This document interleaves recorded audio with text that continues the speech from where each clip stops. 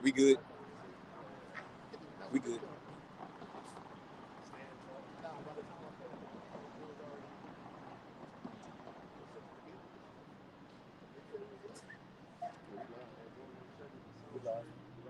Shalom, shalom, shalom.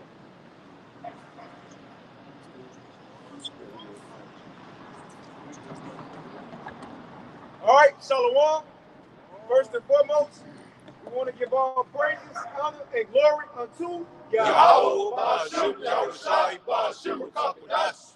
double honors unto the apostles and elders of great millstone, and peace and blessings to all you walking out there who pushing this word with all truth and sincerity, and as well as all you believers out there who believe in the gospel.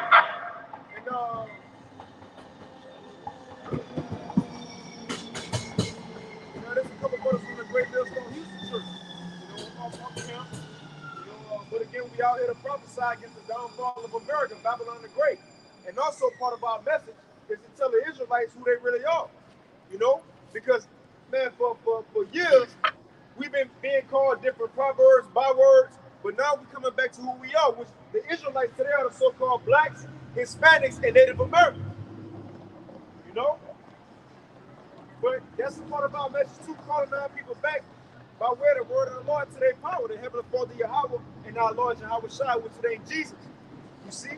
Right. But that's the times when, like it said in Ecclesiastes, the 3rd chapter, it's a time and season for everything. And we're in the season that the Lord promises is being fulfilled at a rapid rate. You know? And when you look around, they got the Christmas lights. It ain't the season for that. Really, even when you looked at Christmas yesterday, nobody was in the spirit.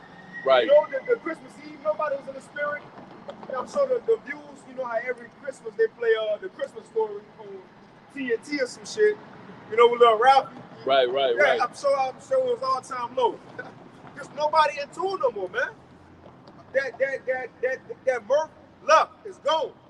And then we coming into a time of war. And let's get that real quick. Ecclesiastes 3, and then we'll hop into that Joel 3. Hey, like you said, hey, if you were out yesterday, bro, anywhere, it's no way you could tell me that you felt that anybody around you that you saw felt that so-called Christmas spirit, man. That shit is done.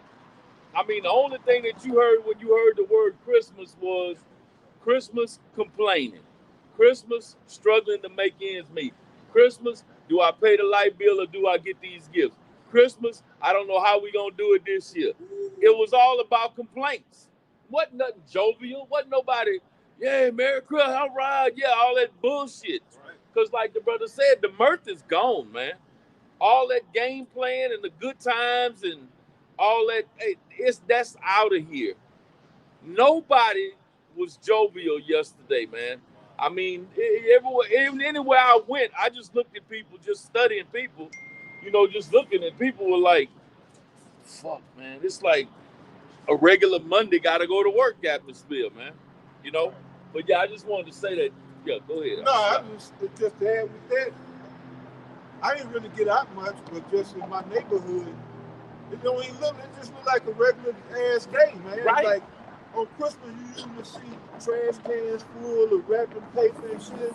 You see people carrying gifts to or from cars in the street. I didn't see none of that. Kids on bikes and skateboards and toys. It was none of that. Nothing. It was none of that. It's a car trying to keep a little something going. They shot fireworks, but that was it. Other than that, just looking out and about, it just looked like a regular day. We talked about that with Thanksgiving. Christmas was worse than Thanksgiving. Con. But yeah, it was. Yeah, the spirit is totally drained, and Kyle Halal. Yahweh by Hashem Yahushai. That's right. Right. The truth did that. Right. See, Con. Brothers, when niggas think what we doing ain't, we ain't doing nothing because we ain't banging on the beast because we ain't doing this, that, and the third. We ain't packing guns. We packing heat. Right. This is heat. And it's totally destroying the entire spirit. Right? That wicked left-handed spirit of this world. So yeah, man, power allowed Yahweh. God. I got equipment for you. So it is heat. Hey, said Thanksgiving was okay, but Christmas was worse because that Thanksgiving hurt them. Hey, they'll find That's the right. turkeys and the yams and the hams with the pineapple on top and hurt you, so you couldn't even celebrate Christmas like you wanted to. And look, New Year's coming, so it's about to hit them a third time. Everybody's struggling, man. But look, it's beautiful to us because the worse it get in this world, the closer we get to our kingdom. That's right. So, real quick, let's bring this out to show, hey, this word is fire. So what we doing is changing the world, literally, man. Yahweh Shai said, with this gospel, the kingdom is preached in all the world for a witness unto all nations. This show they ain't come. You gotta know, right? This is Jeremiah 23 and 29. Is not my word like as fire? So like Jeremiah 23 and 29. Is not my word like as a fire? Says the Lord, Yahweh, Hashem Yahushai, like a hammer that breaketh the rock in pieces. So just to back, wanted to get that to back up the other times of Pop. When he said we spit fire, right? The Lord word is like fire. Remember, Hebrews 4 and 12. Yeah. When you hear this, it may mess with your mind. You can be having a good day. Once you hear this, man, New Orleans, like when the came back, you know it's like right there on Canal, so it got the trolleys that's hooked up to the Skynet and shit. Right. Not Skynet, but it got the trolleys and it be a group of people just waiting right there. But when those Edomites be in their judgment, but they just be like, damn, like you can sit in their eyes, huh? So you can be having a good day in tourists, but then you hear this, your whole mood be messed up. Then you even go home and still think about it. It's gonna be on your mind because you thinking like, well, damn, what they said, it is happening. And what they said was gonna come, sound like it's gonna come. Yeah, well, go ahead. No, just real quick, like when somebody play a song, whether you like it or not, then that shit is stuck in your head all day long. But this is 10 times more powerful than that, man. Because when this gets stuck in your head, it ain't just stuck in your head, it's affecting your spirit, man. And if your spirit ain't jiving with this, it's gonna drive you crazy, man. It's gonna piss you off. It's gonna make you uptight for the rest of the day, or as long as it's in your mind, man. You know? And that's a beautiful thing to us. It just is what it is. If you can't deal with it, well, the hell with you. Right. Simple as that. We don't care about your feelings. But yeah, you got it out. We'll be laughing at them because you can play. We say, yeah, America will get destroyed. They think like, well, shit, you here too. What's so funny? But they don't understand what we do. Right. You know, so even that messes them up. Like, so why y'all so excited about this? Man, but you got a real one, guys. Hebrews 4 and 12. For the word of the Most High is quick and powerful and sharper than any two-edged sword, piercing even to the dividing asunder of soul and spirit, and of the joints and marrow, and is a discerner of the thoughts and intents of the heart. Man, that said a whole lot, but even that's why they said a double-edged sword. Yeah, when people hear it, they get hurt by it, but look, that's how we been refined. Things we hear out the scriptures, rebukes that come from brothers, we cut up too. Remember, we got to trim off that old man. That's what the other side of the blade for even ourselves, man. That's how powerful this word is. We changed our life because of this word cut us up so bad. We fear the judgment that's coming. But also when we push out the gospel, we're fearing to these people for the judgment that's coming, man. You see? But let's go to that. As we were saying, the same mirth, right? That happiness, everything is gone. So what's the next step? Judgment gotta come, man. All hell go break. Proverbs 1 and 26. I also will laugh at your calamity. There it is. I will mock when your fear comes. So laughing at his calamity, hey, we gonna be laughing. They asked him when we gonna be at. We gonna be laughing from the skybox. I said y'all need to call him Yahweh Shimei Shah Sky Daddy. We gonna be laughing from the sky. We gonna watch the missiles burn you up with that fervent heat. So it say he's gonna laugh if your fear comes. Oh, I will mock when your When. fear comes. That fear is going to come during Jacob's trouble. Hey, ultimately, it started right now. As you can see people with them frowns on their faces. And we're going to be smiling that day because the servant shall eat and drink. And we're going to be joyous, as it says in Isaiah 65 and 13. That's a promise. That's a guarantee. When your fear comes, that's a guarantee, bro. Because it's going to come, whether you like it or not, whether you believe it or not, whether you understand it or not, whether you care or not. Your fear is coming. And when it do come, you're going to be like, God damn, they was right. But it's going to be too late then. That's when the laughter is going to come. Hence the phrase, he who laughs last, laughs the loudest. Y'all laughing right now, but you won't be laughing in that day. But Lord will, if we be some of those men, we going to be laughing. So we will get the last laugh and laugh the loudest with the Most High. You got it, right? One more, right? One more precept. Psalm chapter 2, verse 4. He that sitteth in the heavens shall learn. The Lord Yahweh Hashem Yahushua shall have them in derision. So Most High is going to be laughing because people out here on the earth are proud. They speak in proud things. So that's why like the Most High made mockery in Isaiah the 47th chapter. Stand now with thine enchantments, that the Most High is going to be laughing. Oh, I thought you was bad. I thought you had power. What happened? Oh, I thought I wasn't a God no more. What happened? Like Pharaoh left. So he's going to put you in straight. You get caught up, and the Most High going to be like, look, I thought you. Just like they mocked the Lord, the Most High and the Lord are going to be mocked. And like the elder going into, that's going into the elites, mainly Esau, Edom.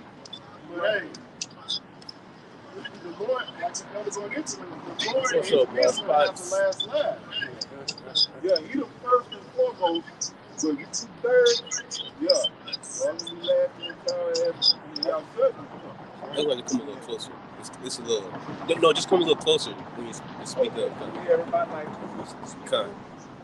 huh? Is it good when you speak it? Yeah, when y'all right here, but y'all over there, yeah. It's a little low. Okay. All right. But yeah, this brother been over that precept, so go ahead.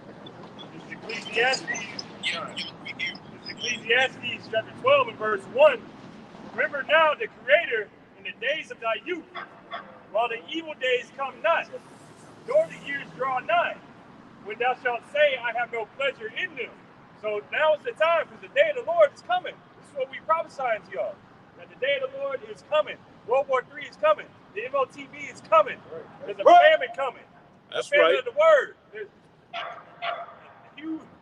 Nuclear destruction is coming. Concentration camps. All these things are on the way. But, hey, remember now the mercy that the Lord has done in before times. And seek that the Lord will be willing to have mercy on us in these times coming.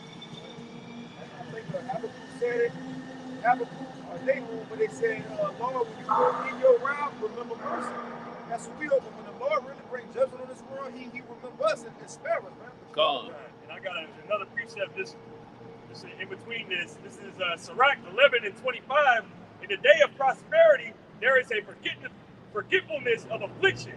So right now, if you fall in whatever like that, you're going to forget anything bad that's happened to you. Anything like you falling, whatever. Hey, I get it. My foot got cut off. I'm still balling. Whatever. I get a new foot. I get a prosthetic. Whatever. I get another house. But that's in these days. You'll forget, especially in the past. You forgot about slavery. Forgot about getting attacked by dogs. Our forefathers getting sprayed by water hoses and lynchings and stuff like that. Now that Esau Edom giving you a little check or whatever, hey, it's all good, Esau. No, it's not. You got the celebrities, the rap niggas, when they say you forget where you came from. Right. You gotta get the money. Which they, granted, I wouldn't be going back to the hood either, but they don't try to even help their own people. You know? But it's because they balling, they saying, look, man, fuck that. But the point is, when you get money, you leave, you forget about the struggle and all that. That's what the point is. So you gotta go out. But that's Manasseh. All right? Joseph finally got set up in Egypt. Potiphar daughter for a wife, and he had his children. He named one Manasseh, and Manasseh means to make forgiveness. So he said, "Now, the Lord has called me to forgive my affliction." So that's what the scripture says. So he suffered, but then the Most High comforted him, and he named his child. Manasseh was the firstborn, if I remember correctly. Made to forgive. So right, because he was in that rulership. Joseph was second in command over all Egypt. Right. So yeah, the scripture is true. Go ahead. Sirach 11 and verse 25. In the days of prosperity, there is a forgetfulness of affliction. And in the day of affliction, there is no more remembrance of prosperity. So, hey, when these things happen, when the shit hits the fan, you're not going to remember old days of Babylon. You're not gonna think about that stuff. All you're gonna be thinking about is how am I gonna survive? What do I do? Where those men that were calling on what was his name? What? Yeah. No. You really gonna be scared, wondering if you're gonna live from 1 second to the next. Right. You're really gonna be scared. The fear of the Lord is gonna be on this place thick. As of right now, y'all, nobody's scared of the Lord right now. Nobody's fearing the Lord, except the men of Great Millstone and those who teach the proper doctrine and truth. All right, those who teach in truth teach the truth because they fear it. All right, and we worship. That's how we worship the Lord in spirit and in truth. So, yeah, the spirit of the Lord is going to be heavy in the earth then because the Lord is going to be putting in work. He's going to be out here putting in that work. So, yeah. Therefore, knowing the terror of the Lord, we persuade men. That's right.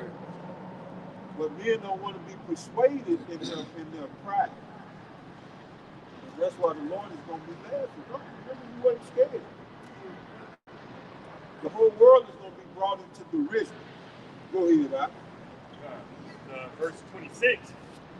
For it is an easy thing unto Yahweh in the day of death to reward a man according to his ways. Hey, it's easy. How it's easy for the Lord. However you've been living, hey, the Lord gonna give you that. You sow what you reap. But this is back to Read what you sow. Reap kind. Back to what this is Ecclesiastes 12 and verse 1 again. Remember now the Creator in the days of thy youth, while the evil days come not, nor the years draw nigh, when thou shalt say, I have no pleasure in them. While the sun, or the light, or the moon, or the stars be not darkened, nor the clouds return after the rain. In the day that the keepers of the house shall tremble, and the strong men shall bow themselves, and the grinders cease, because they are few, and those that look out the windows be darkened. And so that's talking about this place getting shut down. So before this place gets shut down completely, hey, seek out the Lord. Continuing on. As it says, those who look out the window is like as if it was darkened, which means there's no hope for this place. It's, when you look, and up spiritually speaking, when you look down the road, it's nothing but doom and gloom. There ain't no good times coming, and that's what we've been speaking on, man. We're in a time where the Lord is about to flip the script now. We wait just gonna be out here prophesying, just saying the same things forever. Eventually, they're gonna have to happen. Right. You about to say something? No, I was gonna say, because when you look out the windows, you see darkness. Well, hope offers what? Light. There's no light because there's no fucking hope. This place is done. Bro, as it says in Jeremiah, we would have healed Babylon if Babylon would be able to be healed, but it can't be. All Esau's technology, all his so-called money, all that he controls, you can't heal this, man. This is inevitable. It's gonna happen. And the sooner, the better, because we're ready to get the hell out of here. We talked about this before camp, me and the brother Lamar Tamar, man. Hey, we hate this fucking place, man. We hate this place. We hate the 2/3. We hate the heathens. We hate being here, man. We're ready to get out of here. And the proof on that is that it's almost time, is that like the brother just brought out, there's no hope here. And we ain't looking for hope here anyway. So, but yeah, you guys just want to say that out.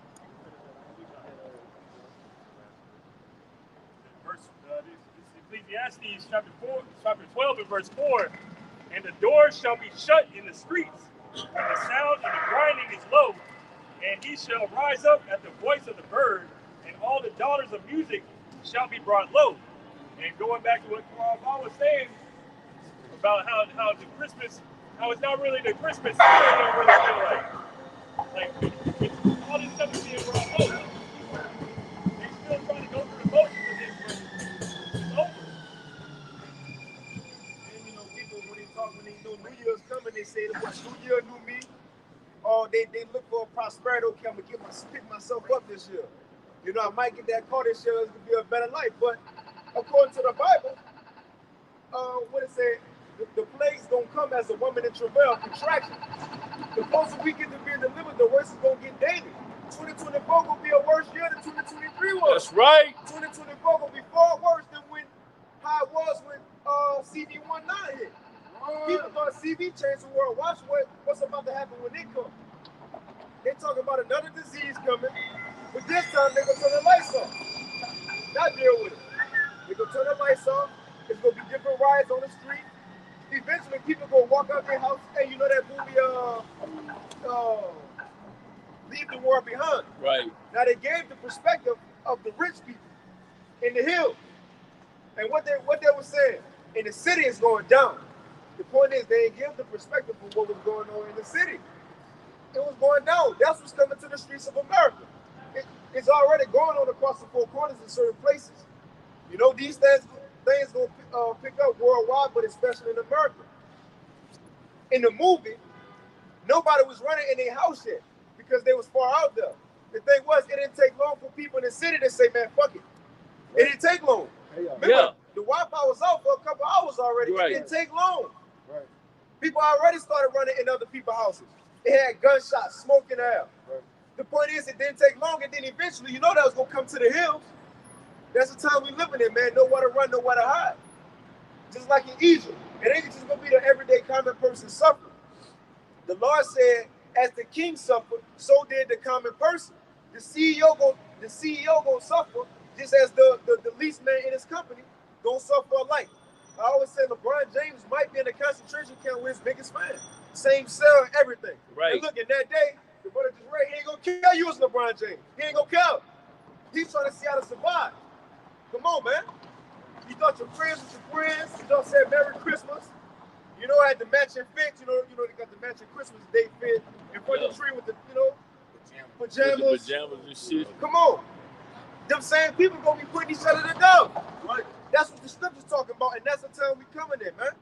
Hey, just real quick, that was beautiful, that observation, because I saw that, how quick that shit changed in that movie, bro.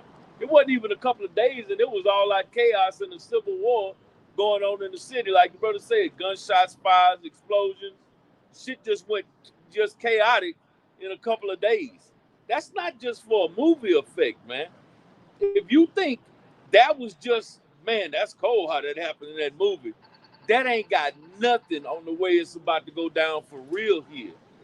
Because that's a snippet of what's about to take place here, man. This is gonna be all out chaos, and people don't understand when we say that, all out chaos, dog eat dog, because we've never experienced that in this country. People don't know what it's like to have people kicking in your doors and starving and not have lights, water, gas, transportation, CNN, YouTube, can't go watch TikTok. You know, people in this country don't understand what it's like to live like that, man. But all you got to do is keep opening your eyes, because that's about to happen. And it ain't nothing you can do to stop it, brother. You got it out. And it's going to be quick. Precept back here, brother, was speaking on, and that's 1 Thessalonians chapter 5 and verse 3. I'm going to read it in the NLT. He said, when people are saying everything is peaceful and secure, like you were just speaking on, on that movie. Right. And there's the people in that same spirit right now. Even though they struggling, they still trying to find a way to feel that flesh. It's like everything gonna be okay, right? So everything is peaceful and secure, then disaster will fall upon them as suddenly as a pregnant woman's labor pains begin, and there will be no escape. So that's gonna happen, man. It's gonna happen just like that. While they still believing this place is gonna gain back its mercy, as these Babylonians used to. Hey, soon to start up next year, man, everything can just turn around. What that last part said, and there'll be just like that last part, and there'll be what? They say it reads. They say, read up a little bit. They say, I'm gonna read back. So they say everything is peaceful and secure. Then that disaster will fall upon them as suddenly as a pregnant woman's labor pains begin, and there will be no escape. And there will be no escape, bro. How you gonna get out of that? The Lord ain't even offering you a way out unless you be one of those being part of the elect. Other than that, there's no escape, man. And if the Most High tell you there's no escape, that goes back to the scripture. It's a fearful thing to fall into the hands of the living power. There's no escape. It's no getting out, bro. You speaking on that standard is going to be living for the man of the Lord. Come on. Right. The only one who's going to be able to escape these times, that these evil times that we come in, as the brother speaking on, man. You ain't got the covenant of Yahweh by Shema Shah, you do. You know, but you have he have his man out here giving you that warning. Right. Whether you heal or forbid, man. So we doing our job and hoping that we be covered that day, you know? That's right. That's right. You said like a woman making labor pains, she can't escape. She can't get around those contractions. And you know, nowadays they try to give them epidural. Right. They still be feeling shit though. Right. They don't really escape everything. And even if they don't feel everything, then it's gonna come back on. It's pain, man. Yeah. No, because our last child to be born, they gave my ex the epidural. The shit didn't kick in time.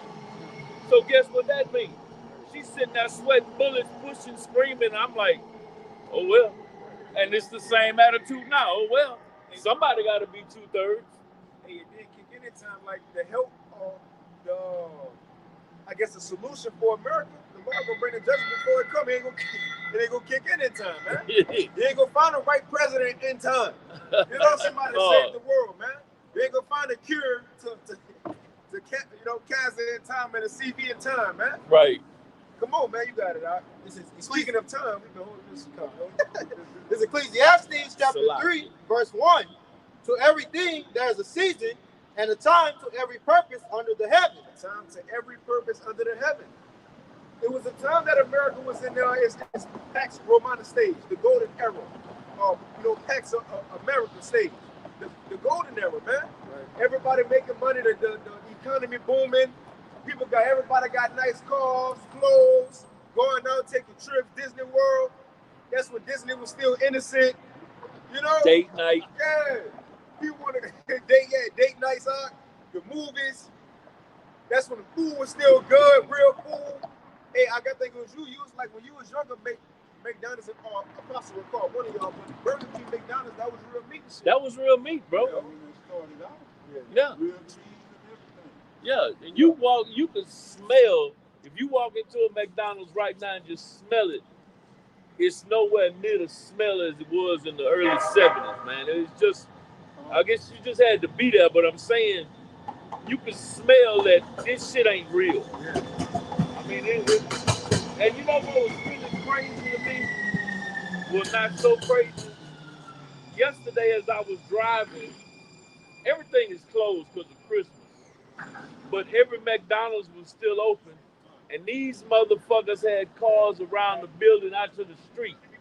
People are lined up to eat this slop, to eat this food, well, supposedly food, right? Because it ain't shit at the house. Whoever on Thanksgiving or Christmas would go to McDonald's on Christmas. No, you got a feast at your house. But that's just showing you people ain't feasting at the house no more. Now they gotta go get on the goddamn value menu. Shit, I can that one up because a Big Mac, I seen a new post in the fry, and I'm gonna cut you off by somebody for a big fry and a drink like $20-some. God damn. Look it up. I was gonna say also, some of these food places, like you can go there and buy your turkeys and stuff like that too. Things like House of Barbecue and some other spots like that. You can actually buy like your turkey and like your brother went into it, buy you some fast food instead of cooking it at the crib. It's so hot. You can see posts online that show you that people like, yeah, we might as well eat out because it's the same price to buy groceries. Yeah. People complaining about inflation. And then one of my favorite posts right now is they said it's like going into 2024, they're like, who all over there? I want to know who all over there before I go. Like what's going into early, it's going to get worse and worse. I just wanted to show it. So this article, just to back it up, this article was from October 30th, 2023. Let me see. It says McDonald's revenue soars as it hikes menu prices, $18 Big Mac. And that ain't including tax. That's price gouging. They ain't including tax. So What the they hell? giving you poison and charging you for it. Come on, man. And these people are gladly buying it, Right. eating it and dying at McDonald's. That's because they supposed to be giving them these pay raises, but I thought they was doing, out of Vegas way. So the burgers should go down. So I don't know what's going on with that. Yeah. Ecclesiastes 3:2, a time to be born and a time to die. A time when the time a lot of people about to Peace and blessings, King. When the time a lot of people about to die, how Yahweh Shai said when it was referring to 70 AD, it ain't the time to a woman wouldn't want to have a child in that day. Give sucking that day. Well, the same time's gonna be like that here. Women, that's of course the Lord gonna spare those of the elect. That ain't nothing we worry about. Hey, look, Moses was an example of that. He was thrown into the Nile River, ain't nothing happened to him.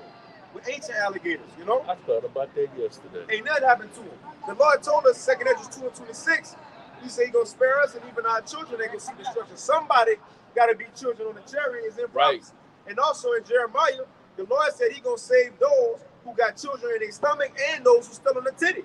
So it's gonna be brand new babies who just came out probably in Jacob's trouble. He gonna have a new body in come on, man, in the chariot. So, but for those out there who not a part of this troop, who Yahweh Bashar Shai ain't covering, it's gonna be bad for you to have a child in that day. Yes, sir. Come on, man, you gonna eat your child. There's a story, brothers can look it up, I forget the woman name, what it's called, but it's an account in Josephus of this woman in Israel. She was well known and she ate her child. Like people came in, seen it born. I'm gonna have to find it, throw it in the chat, Lord willing. But things like that gonna happen. 70 AD, they was eating children, they own shoes and leather. Right? Hey, Moses prophesied about it. It's gonna be worse in these times. 2 Kings, it happened in Samaria. Woman ate her child, looking forward to another child the next day. Right. Pigeon ox spending money for bird shit. Look, you should be able to find that anywhere, right? The bird went in the shit. Not doing it. I'm gonna say this is the same thing happened during the Great Depression. You remember the Great Depression, it's gonna be greater than this. It's gonna be the greatest depression before we get beat up. How terrible it's gonna be if these coming back then, they actually had real leather to boil and eat. What y'all got? Plastic. Leather, we eating vinyl. Niggas gonna be eating them, all of the jars and shit they be wearing, the designer they be bragging on, all of the money phones they got. I Kodak Black having the money sleeve going down the leg. That money gonna be better used to keep your hands warm over the fire, man. To wipe your ass at that time. Oh, goddamn Paul Canard sandwich. The old Coolie sweater, Yeah. And the crazy thing about it, the brothers, British Knights. Yeah. the brothers are mentioning all these things, and still when it comes to Jacob's trouble in Jeremiah chapter 37, they say none is accurate. Some people call none is accurate. So what these brothers is giving you a vision of on that time when we read all these scriptures, it comes that time of Jacob's trouble is going to be no time like it. So just think of the worst of the thing they saying up to you, eating your babies, you eating leather. They're going to get worse than that, man. We can't understand it or understand what we're going to go into. You know how bad off it got to be for you to eat your child? Right. It got to be balls to the wall for you to boil your kid, man, to eat your child, bro. It's a process. Long, drawn out part. You cut the child up, then boil it. You gotta watch this. You can't be here. Right. No. And you think when you go to kill that kid, he ain't screaming and kicking? Right. Like you say, you can't be there. But that just goes to show you, family, hey, it's gonna drive you to that. And I got this to back that up. This is Lamentations 4 and verse 9. It says, they that be slain with the sword are better than they that be slain with hunger. That's right. You see, hey, it'll drive you crazy, man, when your stomach gets to growling. Hey, it's gonna drive you to do that, man. Like the brother's going into. Think about that. Somebody boiling their child, man, to eat them. Somebody, a baby that you done nourished, the breastfed them. Hey, when they fall, you pick them up. Hey, that you're caring for them. Then to turn around and boil them and eat them, man, chop them up. To eat them, hey, your mind is gone, man. Okay, because like the scripture say, it's better to die by the sword than to be hungry, man. Okay, it'll drive you to that. It'll drive you insane. Okay? It says, for these pine away, stricken for want of the fruit of the field. See, hey, it drives you to do insane things like that, man. Okay? But they done showed you that, like in them cartoons, they'll show you that, like when they on a deserted island, say like I saw one like with Woody Woodpecker and him and what you call it was on a deserted island. You start hallucinating and shit. That's right. You know, now you ain't looking at that baby as your child. Right. You looking at a meal right now. Right. Because hey, the Most High, your mind is gone, bro. Right. You are hallucinating at that point. You're not thinking clearly and rationally. All you trying to do is satisfy that lust of hunger, man. And two, no sleep. No, they ain't gonna have no sleep either. Right. That also messes with your head too. I was just gonna add, the lady just got life for that. She killed her kid. She chopped them up, boiled them. I don't know if she ate them or not, but she wasn't even hungry yet. So imagine the time. She bugged out though. Imagine the time of the famine. Hey, it ain't gonna be no choice. They gonna do that shit so quick. Right. Yeah. Right. No, because you were saying that like she had busted his skull. She had 78 fragments of skull. Right. You know, hey, and this is not even we're not even there yet. And you know, these women are bugged out like that. Just imagine when that time comes. Bro. Yeah, I got a quick point that this brother made a beautiful point, but you gotta think, keep it in there. So you gotta think, you shared your own flesh and blood, your child, like your brother said, you raised up with a complete stranger. She didn't even know the woman. Because remember the next day the king came, when he asked what happened, she didn't even have a name to give the king. Right? But that's so you have that's what a complete stranger, somebody you didn't even know. The point in 2 Kings chapter 6 was that I think in chapter 5 or earlier in the chapter, there was a man stopping against the prophet. But the prophet had told him, hey, tomorrow the food is going to be cheap. But in this account, the woman, she had ate her child with the stranger, and then the lady hid her child, but the next day, there was food out there. So it's like you could have just waited one more day. And then you could have had some food, you still could have had your kids. But just that one day, now you got to live with that horror that you ate your kids the rest of your life. I got a real quick precept to back up what brother said, because you know, Jerusalem said we have nothing else to lose. You lose it, your mind. But the scriptures say that. You got it. I can abruptly look up the word incontinency. The second Ezra 5 in verse 8. There shall be a confusion also in many places, and the fire shall be sent out again, and the wild beasts shall change their places. A confusion also in many places. It says that wild beasts gonna change their places, even in the movie. You know, you had them deer coming. Shit, even when it's TV, you had those wild animals in the neighborhood, in the city. You got it right. And mistress women shall bring forth monsters, and salt waters shall be found in the sweet, and all friends shall destroy one another. Friends shall destroy one another. They didn't even have to say enemies. That's gonna be a given. Strangers it's gonna be only the strongest survive. But you wouldn't expect a friend to come after you, though. You would expect family members to come after you, though. So the law, they have to mention people you don't know. No, even your own family gonna turn against you, man. Like we about to read, this woman ate her child because of the famine. It's gonna be more of that going on. You got it, bro. It says, then shall wit hide itself. Then shall wit hide itself. So when this happens, when it's wit, your sharpness, I like to use that word acuity, you know, your mental focus, man. People ain't gonna be on point with their decision making in that day. Just doing anything. Why? Because they're gonna be making decisions off the flesh. They don't know nothing. They never tried or practice walking in the spirit, praying to the Lord, waiting on the Lord to do something. So they're gonna be making decisions off their flesh. They're gonna run a FEMA because they don't know. The scripture says don't run to them because you're gonna be trodden underfoot. In second Ezra, they don't know the chip's gonna be waiting for them over there. So they're gonna be making quick decisions just to survive. You got it, bro. Then shall wit hide itself, and understanding will draw itself into a secret chamber. And what is that? Even the word, that's gonna be taken away. At the same time, all hell breaking loose. What is they gonna be doing? Lessons no more. No more Thursday lives. You know, no more GMS info docs. No more elders in transit, daily edification. No more whatever brothers, whoever out there We watch to get edified. From the apostles, the elders, the bishops on down. All even to the newest brother, man. Or who even in another camp, ain't no more edification going on. You're going to have to live with what you know. Not only that, you ain't gonna be able to pick up a phone and say, "Hey, brother, where you at?" Right? This gonna be complete loss of communication, bro. So yeah, you got it, bro.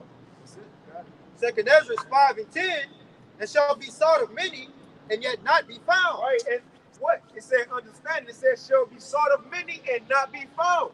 People gonna be looking for answers in this day. What is going on? What's happening? When it's gonna end? And mind you, every day gonna get worse. Every day gonna be worse. The lights might cut off, bro. When those lights go out, anything goes. Ain't no more 911. If your woman giving birth, ain't no calling all the ambulance to come get her. Now you got to be like the movies. You got to birth it yourself. You see? Wives gonna be turning away from their husband because their husbands gonna turn into bitches in that day. And that's what the scriptures say. Right. In that day when times get hard, when eventually the bullets in that gun go run out, that every man think they hard because they got a tool on them. Eventually that bullet go run out. Eventually you might get shot, but men who women and children depend on, they gonna turn into women in that day. They gonna be scared, man. They gonna be looking for answers too. So that wife gonna come to them, what's going on? I don't know, babe. You know, especially. Come on, man.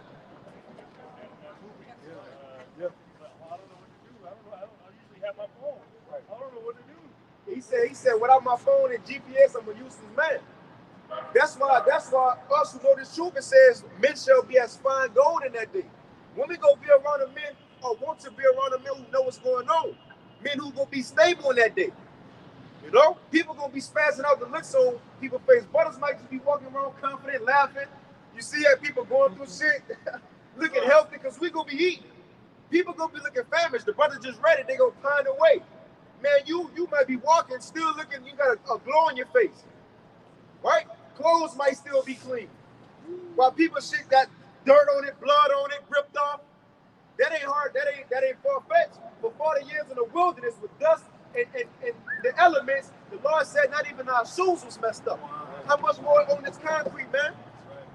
That's easy work for the Lord. That's the times we coming in. You got it, huh? Second Ezra 5 and 10, latter in, and I want to get to the point to show it's gonna be a lack of self-control, man. For you to so much so for you to eat your child. Go through the process, cutting it up, and I'm sure you had to be thinking about all the sweet memories.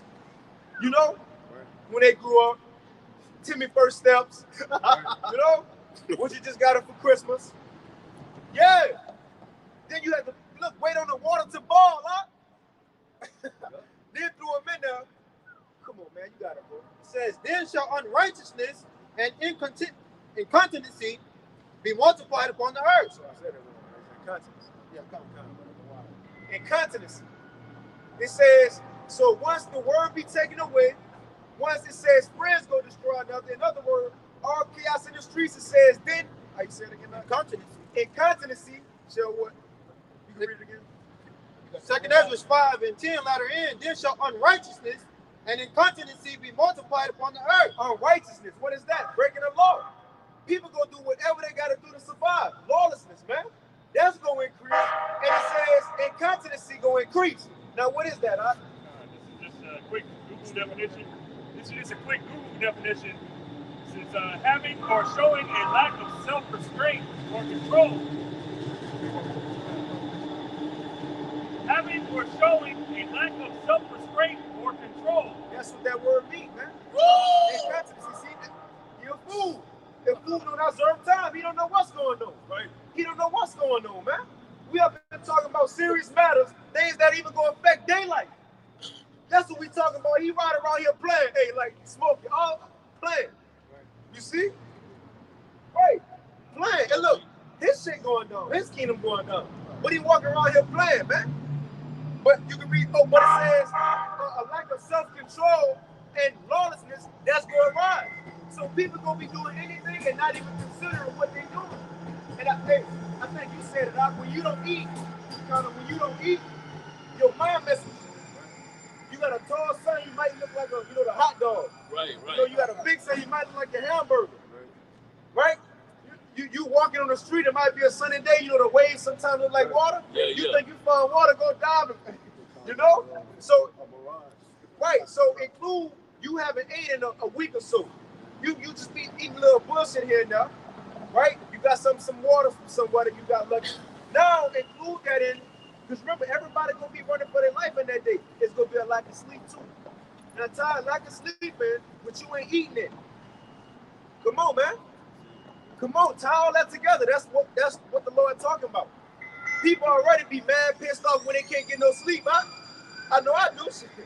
You know, people mind start messing with them when they can't get no sleep. You see? But hey, we might, and look, a lot of people that come by scoffing, why you said we gonna laugh? Because a lot of people who scoff, we gonna see them get judged. The Lord gonna allow us to see a lot of people, these scoffers. KD, the fat nigga who ate the pork on the video. They're talking about all praises after he ate it. Come on, man. The Lord might let us see people like that get put to death live, man. Yeah. You know, but nah, you got it, bro.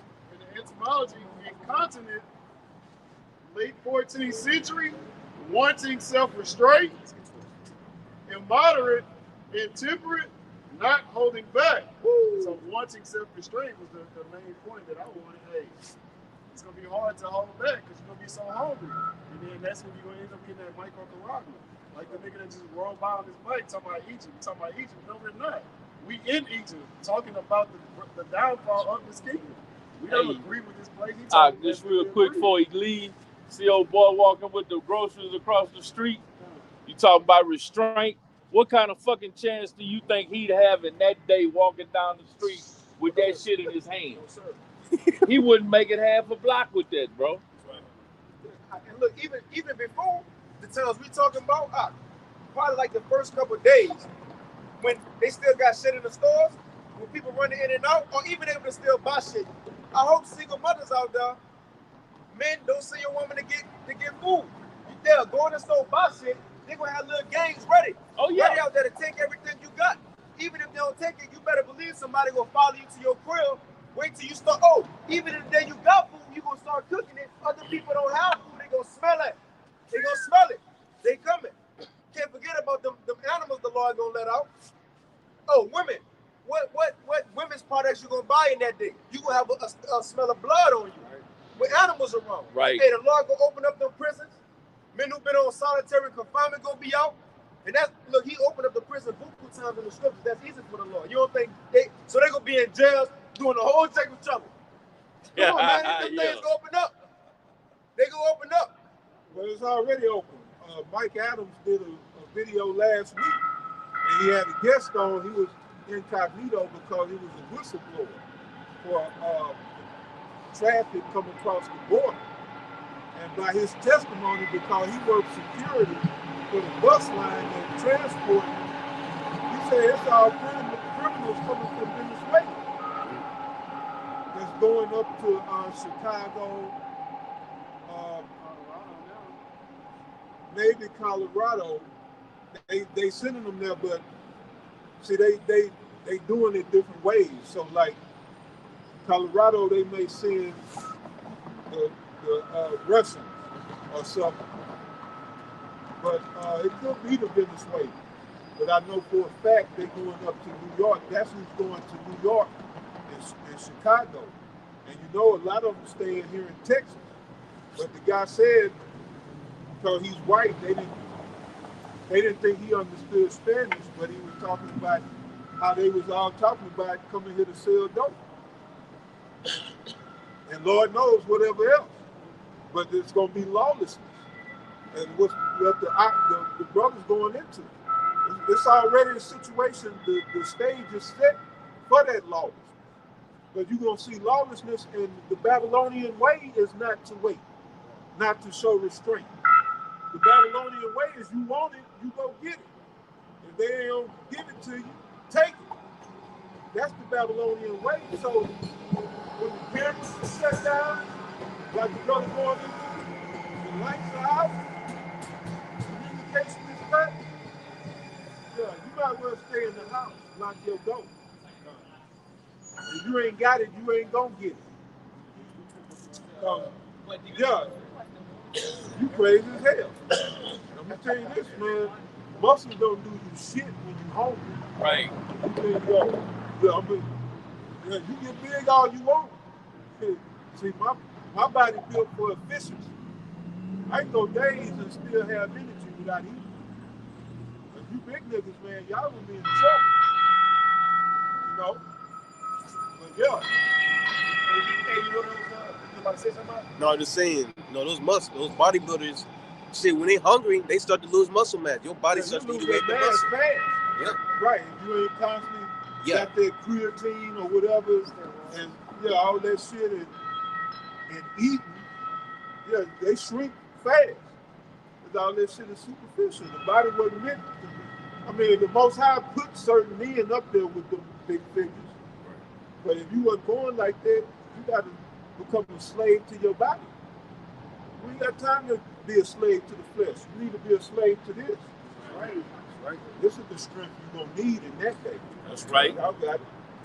Hey, and another thing in including that, the small things people don't consider. The other times the Buck just hit on it a little bit, but these bodybuilders, these football players, these athletes, they have a certain regimen that they're used to. So when times get hard, just one simple meal, even America, these average Americans, they eat daily. Right. The highlight of every event is what? Food. Weddings, food. The reception, right? Graduation, well, eat after. At the church, eat after. Funerals, eat after. Right. They got lunch. They got breakfast. They threw one in there and said brunch. This between, come on, man. This they said breakfast. That was propaganda. Breakfast was propaganda. But yeah, Johnny Brown, I believe his name is, he went into a lesson on that. On the American diet was all propaganda to get like pancakes and the bullshit. Really, what people eat in America for breakfast is dessert. In other places across the world, crepes and all that's like dessert. That's like a side, a snack. But people get 5 pancakes and bacon and all the bullshit and orange juice, mimosas, all before 9 o'clock. A bowl of sugar, that's a bowl of sugar. That's it. Bowl of sugar, man, on milk. Pop-Tarts, sugar. People fill their bodies with sugar in America. As soon as they get up, then the brunch comes, you feed it some more. Your body really never have time to. So when the famine comes and the people who've been used to eating daily, how you think they're gonna respond? Also, you got to include these people who are different type of drugs. When they ain't got that fix, they gonna bug out. They ain't got people on prescription drugs. When they can't go to CVS no more. When women can't get women products no more, what you gonna do in that time? That's what the Lord talking about to come, man. You got it out. And what's on every corner in every city, everywhere you go, when you wake up at 4 in the morning, 5 in the morning, go to work, what place is always open? You can't never go nowhere without seeing one. A fucking donut shop, bro. Fall in. And what's so crazy, donuts are so cheap. You go in there and buy 3 glazed donuts, and the bitch don't give you a handful of donut holes. Like they hooking you up. Right. You know, you buy a bear claw or a cinnamon roll, they gonna give you 2 extra donuts and all that. Like, that's to keep you coming back. Nothing but straight sugar and dough. It's sugar. It turns to sugar, right? The dough turns to sugar. But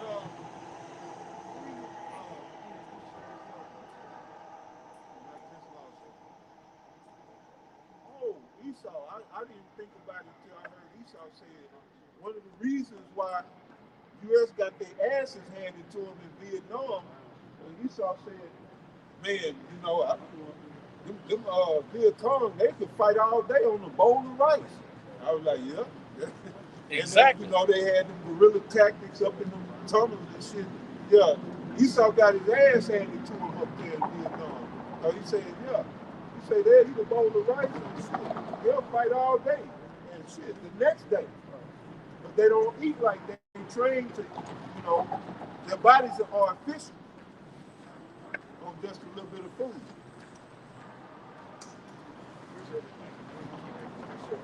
Thank you. Appreciate that. All right, so even brothers who be taking this analogy, even brothers who be like on kind of get that mindset, bro. to y'all brothers who kind of depend on bills and all that or whatever, now it's time for us to start trusting the Lord. Because when this thing fall, even us, some of us could be in certain different situations.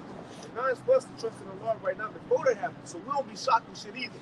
You know? You got it, right? It's already a shortage of pharmaceuticals. So, like the brother said, hey, you might want to start getting on the ball and doing that. You know, cutting out a lot of excess food, fasting more, praying more. Right. You know? And we coming to that time where it's already a famine like the elder brothers going into. McDonald's used to be so good, hey, it ain't that great. It's a bunch of chemicals. Right. Speaking of McDonald's, people already predisposed to eating human flesh. So it's gonna make it that much more easier when they get home. If you've been going to McDonald's and Burger King and Wendy's, all that shit, it's already human meat mixed with the beef. The Finkelstein brought that out. Rabbi Finkelstein, Steve Stern, you know, fuck that nigga name. Right. But Steve yeah, Cyril. he the one let the cat out the bag, and he got put to death not long after. When you get that testimony, Right. he was under oath, so he's been lying. So people, majority of people here in America, they predisposed to have a taste for human flesh. What you gonna say, Al? McDonald's, they got warning signs in the drive-thru about how they're using chemicals in the food. And then also they got warning sign for when the employees come in through the back too, to let them know that they're handling chemicals. Hey, doesn't Chick-fil-A do that too? I'm sorry? Chick-fil-A. I'm pretty sure. They probably didn't put signs up. No, they got the sign. Oh, they do? Okay. Well, see, they ain't say nothing about the grease. The most dangerous shit in there is the grease. That grease. They frying the fries and everything else with. They tracing that back. Some scientists have traced linked diabetes to this grease. All this these seed oils like vegetable, cotton seed, all of that shit is toxic. You know? So if they be frying this shit, sometimes it might be lower. A lot of them be lower.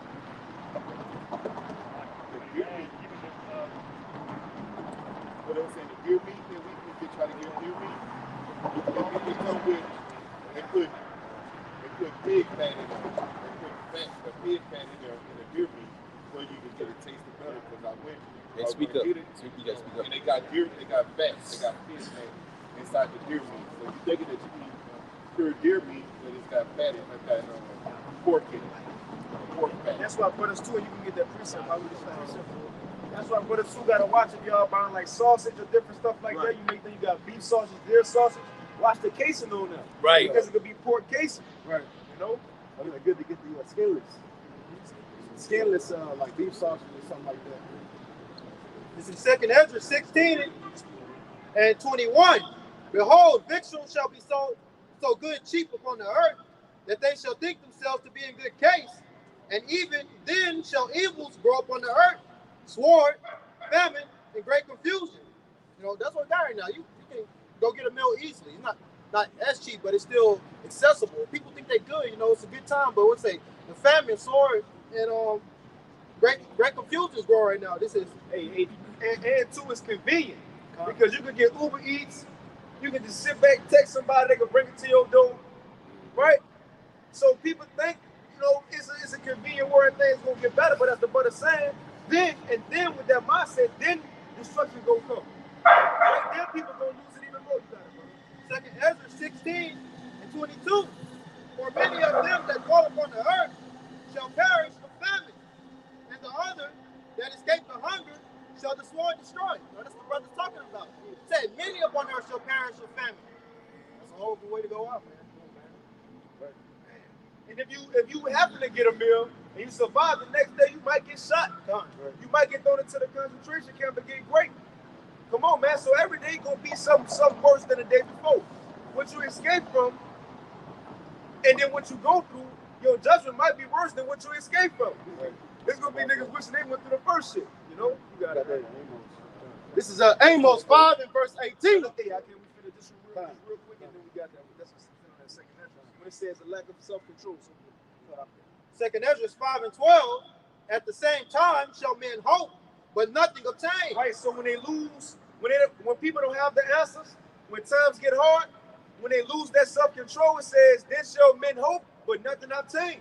They're gonna be hoping it's gonna get better, hoping they can find the meal, hoping help gonna come. Hope some people gonna be hoping female Red Cross gonna come. And then when they come through, it ain't gonna be the help you wanted, man. Right. So they gonna be hoping, but they ain't gonna obtain what they're hoping for. You got it, Doc. Say they shall labor. They shall labor. They're gonna try to make their situation better. And this is going to what you about to bring out. They're gonna try to make their situation better. Right? But what's gonna happen, huh? But their ways shall not prosper. It ain't gonna fall through. It ain't gonna fall through. If you, as the brother go into, if you escape something, you think you good, you set yourself up, however it may be, something gonna come to these people, man. And I'm gonna say this too.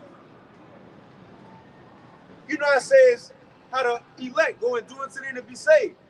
But the Lord, he got to. He gonna preserve some of the most evil people in the world. He gonna spare them through all the trouble that's coming. They gonna be eating in the famine. They gonna be straight. The Lord will probably give them a weapon. They gonna be good. Even the wild animals probably might not mess with them. But even then, what's the last plague they can't escape? The missiles, man. So you can get through all this, but eventually missiles gonna fall. Only the elect said, the Lord told him, I'm gonna get you through the 6th and the 7th. Everybody else not promised and the 7th. Come on, man. You got it, bro. Oh, that's it. You got what you had. Right? This is Amos 5 and verse 18. It says, woe unto you that desire the day of the Lord. So what end is it for you? The day of the Lord is darkness and not light. Okay, it said, woe to them that desire the day of the Lord. Especially like a Christian, they say, I'm blessed and I'm highly favored. Hey, not knowing that the Most High is bringing great judgment. Okay, hey, and they dwelling in sin.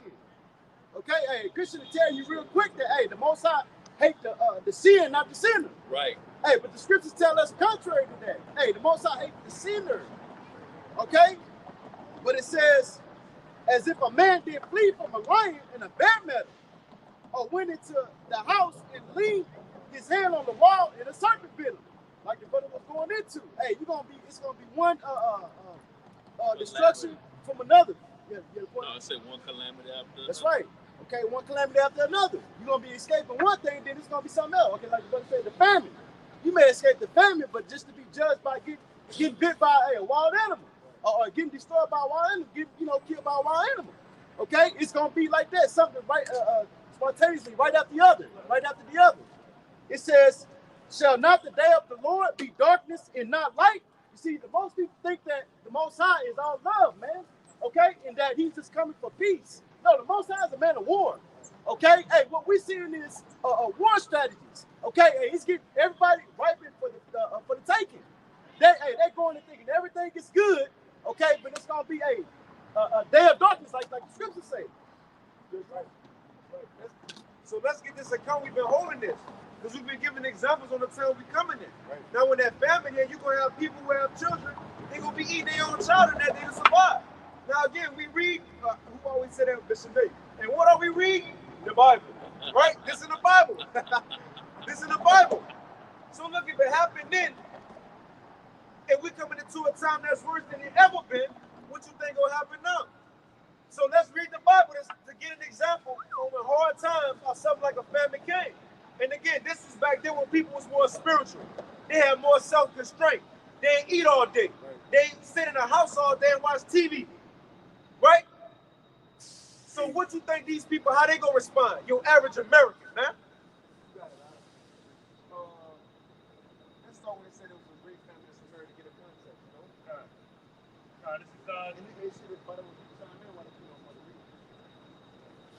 This is 2 Kings chapter 6 in verse 24. And it came to pass after this that Ben-Hadad, king of Syria, gathered all his hosts and went up and besieged Samaria. And there was a great famine in Samaria. Hey, check it out. What it started with. Him besieging Samaria. Just like 70 AD. Before the famine came, what had to happen? They besieged him round about. same thing gonna happen here. Esau gonna move in, cut off the city, and look, you ain't gonna want to go in the city. And then whatever inner city you can get, you're gonna have to have that micro C to get it. You have to have a good score to get it. Right? And you ain't gonna want to take your risk with these troops running around, these mercenaries. Right? But it said they besieged it. And then the famine came. You got it. Verse 25, and there was a great famine in Samaria. And behold, they besieged it until an ass's head was sold for 80 pieces of silver. 80 pieces of silver, a donkey head, an unclean animal. Come on, man. A donkey head, man. You see, an unclean animal was sold for top dollar. People look, this Jake, people say, forget the loss. Hey, we trying to survive. Hey, because look, they knew it was unclean, but it was still selling. What else? What else they had on the market? And the fourth part of a cab of dove's dung for 5 pieces of silver. It wasn't even all of it. Look, there was the 5 bird shit. The fourth, you know? Yeah, man. That was selling. Yeah. Not even the dove, but the dove shit. The dove, that's out of you can't afford that. That's out of the right, you kind of said not even the dove, but the dove shit. Verse 26, and as the king of Israel was passing by upon the wall, there cried a woman unto him, saying, Help, my lord, O king. And he said, If Yahweh do not help thee, which shall I help thee? Hey, that's a great point right there. Woman, if the Most High don't help you, what you expect me to do? We coming into the times where, because look, money ain't gonna be able to buy a person out of a situation no more. Right? The cops, 911, won't be able to get a person out of a situation no more. Protection and help in society, that's gonna be done. It's gonna get to the point to where it says if the Most High don't help you, how anybody else gonna help you? Everybody gonna be suffering. It's gonna be every man for himself.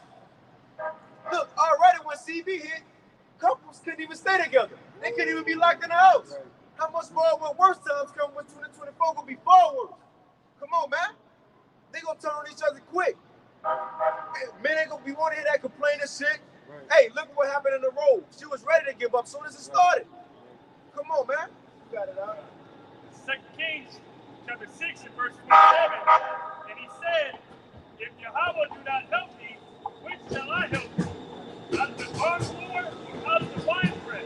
Right, so think about that. This is the king, right?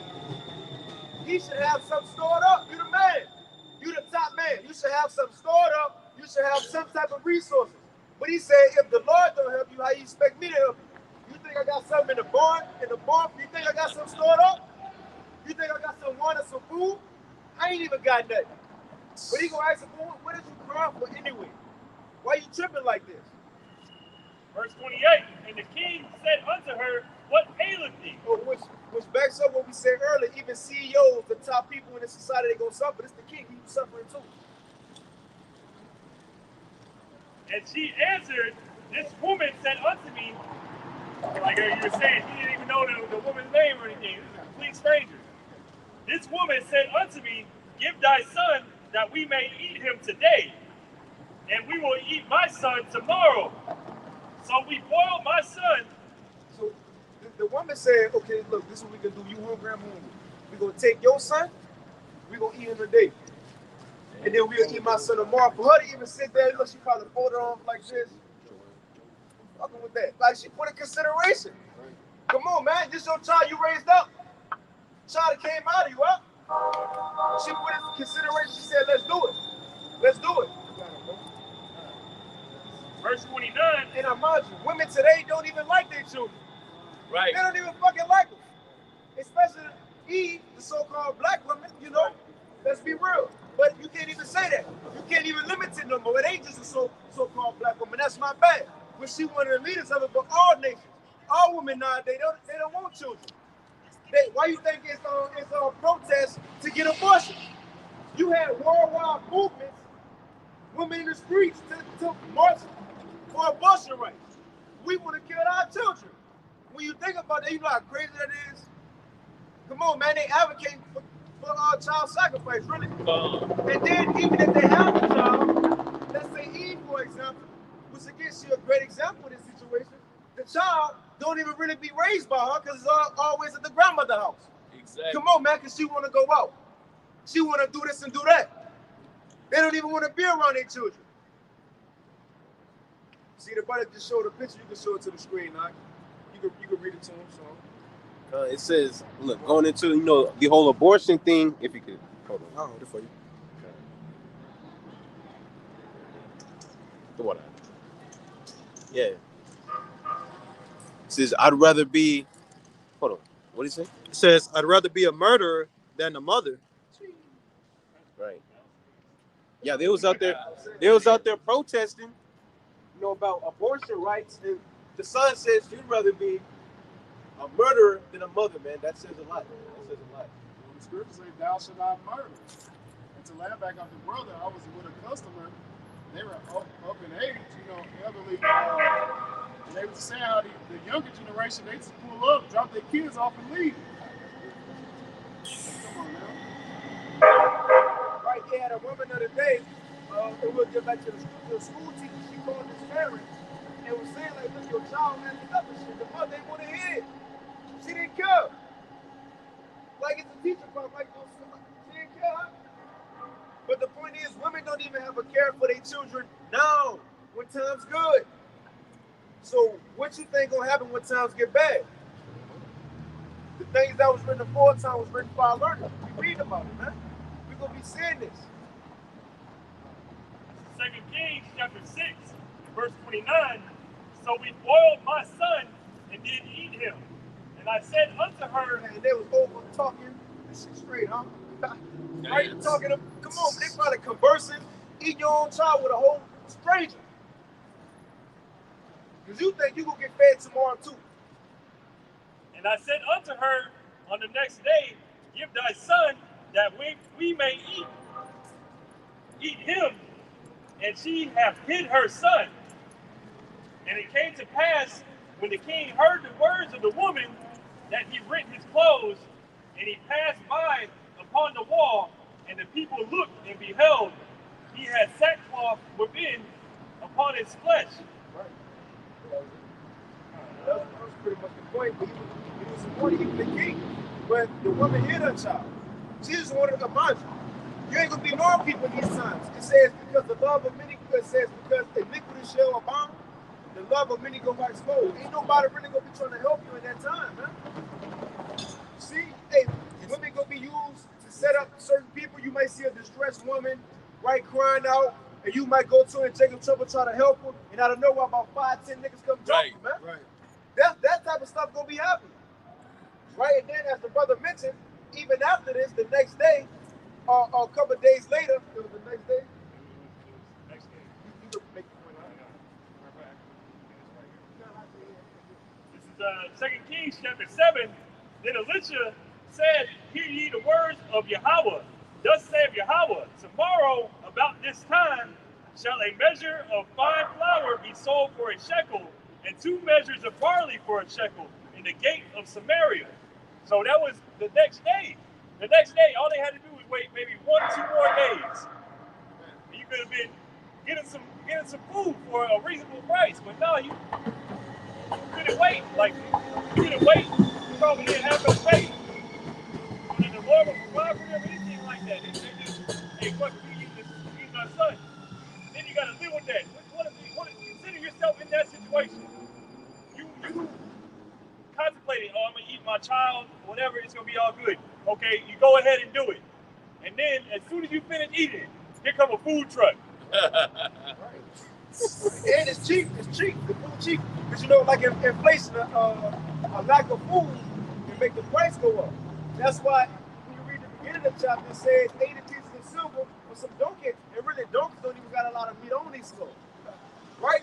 But they was paying top dollar for bird shit and ass meat. You see? Bird shit and donkey meat. But when all the food came, it was way cheaper to get that. And then you had a non-believer, like the brother was saying, he gonna scoff against Elisha, like, man, ain't gonna ever, let's read it. He was like, man, ain't gonna ever happen. Elisha said, okay, it's gonna happen, and you gonna see it happen, but you ain't gonna eat nothing.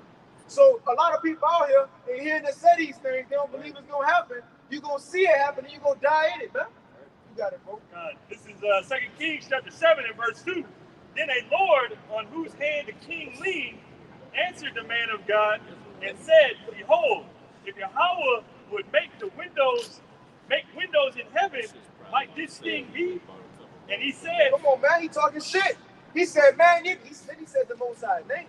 That's capital L-O-R-D-I. He said, man, even if Yahweh opened up the windows of heaven, that shit ain't gonna happen. Read it again. Let's see what it say. What verse that is? Verse 2. It's 2 Kings chapter 7. See what that's in the NLT. 2 Kings 7 and 2. This is 2 Kings chapter 7 and verse 2.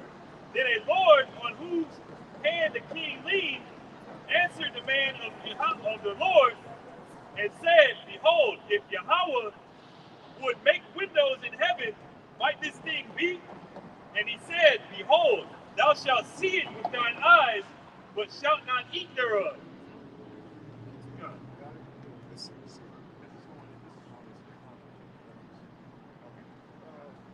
No, let's go get it.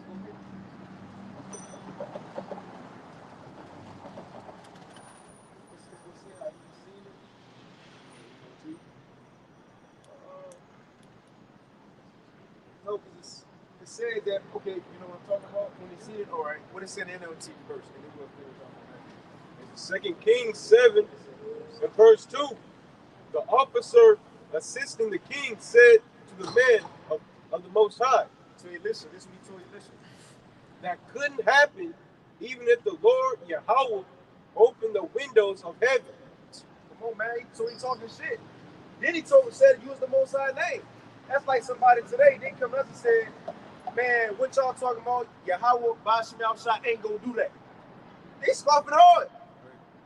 Wait, listen, this what he, so he listen, go tell them this. You got it, bro. I'm going to jump down to the chapter. This is 2 Kings chapter 7 and verse 14. And they took, therefore, 2 chariot horses, and the king sent after the host of the Syrians, saying, Go and see. And they went after them unto the Jordan, and lo, all the way was full of garments and vessels, which the Syrians had cast away in their haste. And the messengers returned. So there's a lot of good stuff. Right. A lot of good stuff. And the messengers returned and told the king. And the people went out and spoiled the tents of the Syrians. So a measure of fine flour was sold for a shekel, and 2 measures of barley for a shekel, according to the word of Yahweh. And the king appointed the Lord on whose hand he leaned to have the charge of the gate. No, so check it out. So the gate, because look, like the brother was saying, say a big 18-wheeler full of food come up, and you the person that, like the best way I could put it is Black Friday. You the person that Walmart said about to open the doors when everybody run in. So this was kind of like how it was, right? He was in charge. The same man scoffed against Elisha. Same man, Yahweh ain't gonna do that. He was in charge to open up the gate. And I mind you, he was in the family too, so that nigga was hungry too. You got it. Because what Elisha told him, you gonna see it, yeah, it's gonna happen, but you ain't gonna get nothing.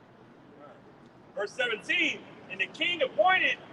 Man, I remember Apostle Ramlock did a lesson, because you know we can skip over small words at times. In Isaiah 65, I believe, when it says, Behold, my servant shall eat, but you will be hungry. What behold mean? Look, so they gonna see us eat. Yeah, look, my servants eat, but you hungry. Yeah, my servants drinking, but you thirsty. Right here, he's seeing what the man said, it came true, but he ain't eat. And it's not just that he didn't eat, the Lord killed him. That's right. And the king appointed the Lord on whose, verse 17, 2 Kings chapter 7 and verse 17. And the king appointed the Lord on whose hand he leaned to have the charge of the gate. And the people trode upon him in the gate, and he died. As the man of God had said, who spake when the king came down to him. Right, so just as Elisha told him it happened, let's read in the NLT verse 17. It's 2 Kings 7 and 17. The king appointed his officer to control the traffic at the gate. It's the NLT. NLT. But he was knocked down and trampled to death as the people rushed out. As the people went get the food, he seen it, and they ran over his ass and he died right there, man.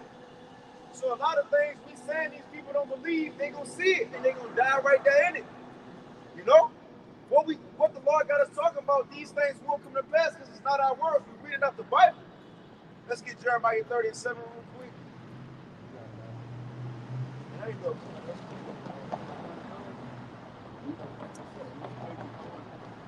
This is Jeremiah 30:7. Alas, for that day is great, so that none is like it. It is even the time of Jacob's trouble, but he shall be saved out of it. It says, alas, for that day is great, so that none is like it. And it ain't just talking about one day, as if just one day all hell go break loose time like the purge. The purge is just one day, 24 hours. No, and what proof is not just one day. Read from the top out, brother. There's a time period.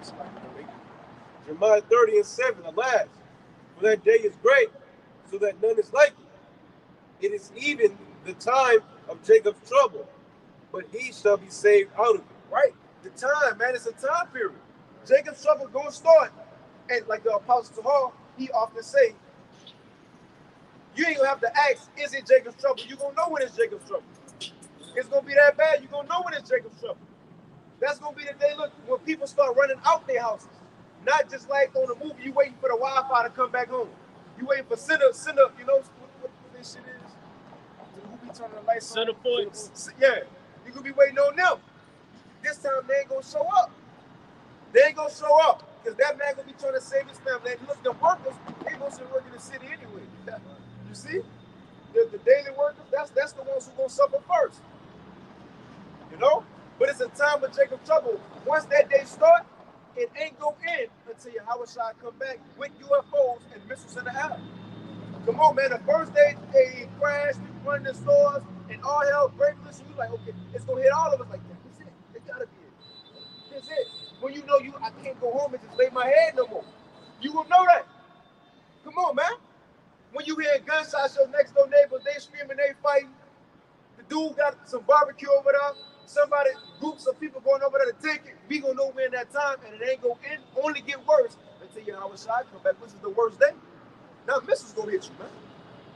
And he might, bro, because you know Yahweh Shai gonna be shooting fire. You too have to think about that. If the Lord hit you with fire, personally, come on. Come on, man. Hey, that's it. You gotta consider what type of the Lord really ain't fucking with you. Come on, man. If he come and he hit you personally, like the two who pierced him, I believe he gonna hit them.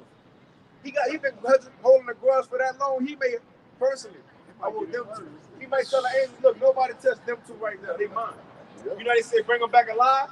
Yeah, the Lord said bring them. I want to see them alive. Them two. The Lord is long suffering, man. So hey, you let your sins stack up, man, then he'll get you on the right time, man. He gonna judge you so great, man, for all the shit that you did in your past life. And even in this life.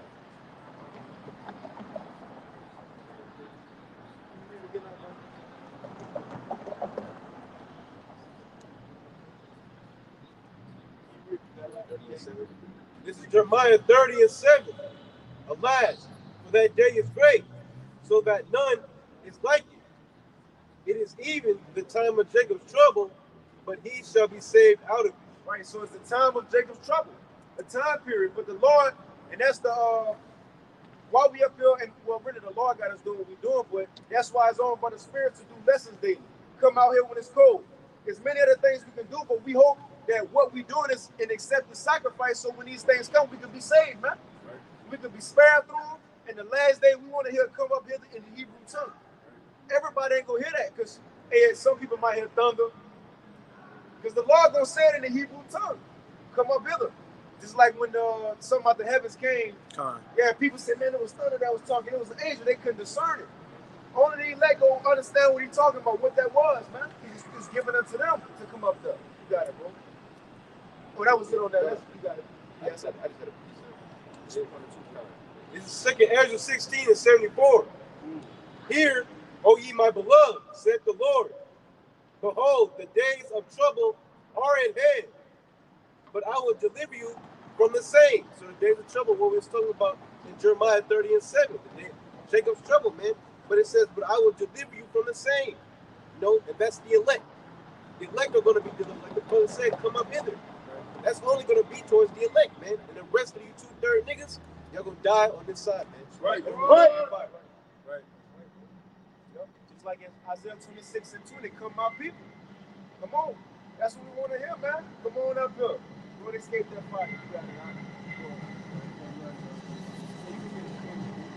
This is Second Ezra.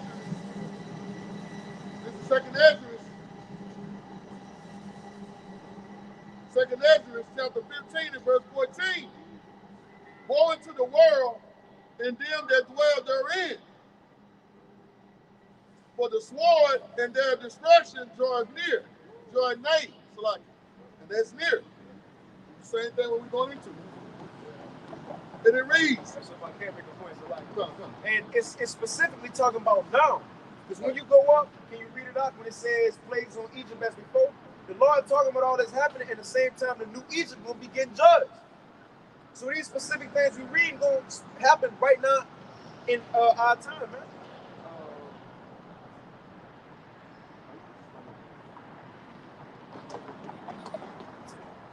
This is Second Ezra chapter 15 and verse 10. You know, when you go to the beginning of the chapter, it says how he gonna no longer hold his peace. Just like when the flood came. It came a time when he cut everything off, it was too wicked. So now it's the second destruction, the second death is too much it's too much now. He gotta do the same thing he did before, cut it off. And when you jump down, what he about to read, and him cutting off wickedness in the world, it started with judgment coming on plagues coming on the new Egypt as before. Right. That's gonna happen now. And then after that, everything that's gonna take place in the world. You got it, bro. I'm gonna read down to 12. He said, behold, my people is led as a flock to the slaughter, and I will not suffer them now to dwell in the land of Egypt. Okay. Spiritual, with the Revelation 11:8. That American spiritual Egypt. Verse 11. But I will bring them with a mighty hand and a stretched out arm, and smite Egypt with plagues as before, and will destroy all the land thereof. And that proves it's not ancient Egypt. Because one, he said, I'm going to bring plagues on Egypt as before. What's the as before? The first Egypt. So we ain't talking about that one. Revelation 11 and 8, the great city, which is spiritually called Egypt and Sodom, or Sodom and Egypt. That's America. And then what is America? And it says, and destroy all the land thereof. People still living in Egypt. It's a tourist attraction. This place going to be destroyed. So at the same time, we say the Lord going to stop all the wickedness in the world and started off with destruction in Egypt, man, America. And then when we read on, when that starts, everything in the world will just spiral out of control. Verse 12, Egypt shall moan, and the foundation of it shall be smitten with the plague and punishment that Yahweh shall bring upon it. Man, come on, man. Look, hey, just like in Egypt, you got the animals dying off. Nowadays, the Lord can have the Edomites just go kill them all. Burn down factories. He ain't got to do those ancient plagues and send locusts to kill a crop. No, he having a so-called white man go out there and put chemicals on. He killing them. He's sending made up floods to drown out certain things. He euthanizing all kind of animals, burning down meat plants. So he already doing these things coming, and even in this, these farmers the past couple of years been complaining how it's been a lack of harvest in at their farm, and they've been complaining about diseases, so on and so forth, man. Yep, you got it, Doc, and that's what it's about to say. You got it, right. And this is 2 Ezra chapter 15 and 13. They that till the ground shall mourn, the farmers, for their seed shall fail through the blasting in hell with the fearful consolation. Verse 14. Woe unto the world and them that dwell therein, for the sword in their destruction draws nigh, and one people shall stand up and fight against another people, and swords in their hands. That's when everything gonna happen, man. The Lord gonna start plaguing this place, and people gonna get tired of it. People gonna get scared. The more oppression and laws gonna come. Everybody go. It says with swords in their hand. They ain't just talking about ancient swords. Everybody today like to brag they got a gun. Right, they're gonna be using them on their own family members. Their neighbors gonna try to come in and get the food because they ran out of food. Because they need to feed their children, man. Any type of slaughter, a flamethrower, what else they got? Shit, a baseball bat, a butter knife. Okay, they got the switch on the guns too, though. Yup, the switch on the guns, what niggas like to brag They about. say they got the switch on it. You see, drones, man. All that. People gonna be using whatever they can use to survive in these times we coming in. Right, You got it, bro. Verse 16, 2 Ezra 15 and 16. And what are we reading? The Bible. Yeah. Shout out to Bishop. That's probably the only thing I like from him right there. That's the only thing. 2 Ezra 15 and 16. For there shall be sedition among men, and invading one another. They shall not regard their kings nor princes, and the course of their actions shall stand in their power. Right? So the everyday citizen, eventually they're going to lose it. Their back going to be against the wall. They're going to have to survive. So it says there's going to be a sedition, an uproar. And when you go into that on the etymological line, it says, I'm paraphrasing, but anarchy or uproars arise against the government. Because right here it also said that once these people, they lose it, the kings and princes, the power ain't going to be in the officials' hand. The lawmakers, right? The peacemakers, the police, the citizens, man. It's gonna be too much. The cops gonna run out the jails. You know, these elected officials gonna be trying to save their life, running their underground bunkers. Everybody gonna lose it, man. You see, people gonna be on vacation, not knowing where to go. You stuck in the city, you don't even know. You ain't got nobody out there. You went out because you want to get some TikTok clips. You know. Come on, man. You got it out. Make a 2 Ezra, chapter 15 and 17.